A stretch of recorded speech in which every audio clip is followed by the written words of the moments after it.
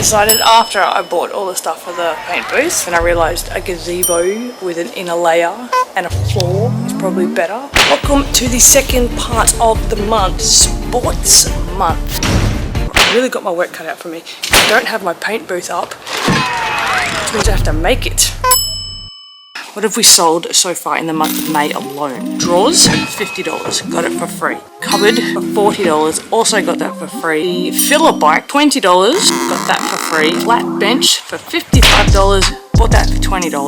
Proform bike sold today, got that for free. Put it up for $150. Guy came and said, would you take 100? And I was thinking to myself, well, yeah, I got it for free. That's 100% profit. Spin bike sold for $65, bought it for $30. One of the 3x3 hustle basketballs, bought it for $10, sold it for $25. One of the lockers I got for $35, sold it for $50. The Wilson golf bag, got it for free, sold it for $45. York pull-up bar, got it for $30, sold it for $95. The lamp, got it for free. How's this? The guy bargained me down to $5, and then he just took this bit. He just took that. He left the pole. I sold the shelf, got it for $20. That was the brand new display model I got from Bunnings. Got that for $20. It's actually a $80 shelf. I sold it for $65. So everybody wins. And the basketball hoop I got for free, sold for $40. $510 in profit. All of that in 2 weeks, and I haven't even started refurbishing all this stuff. I got several gyms out there.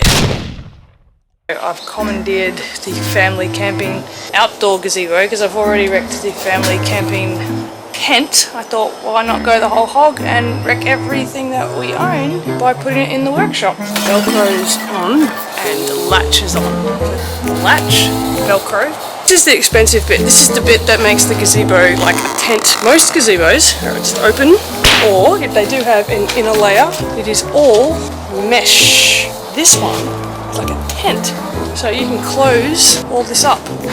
With an added bonus, it has floor and it's attached, which means it's a booth. And there are 2 doors.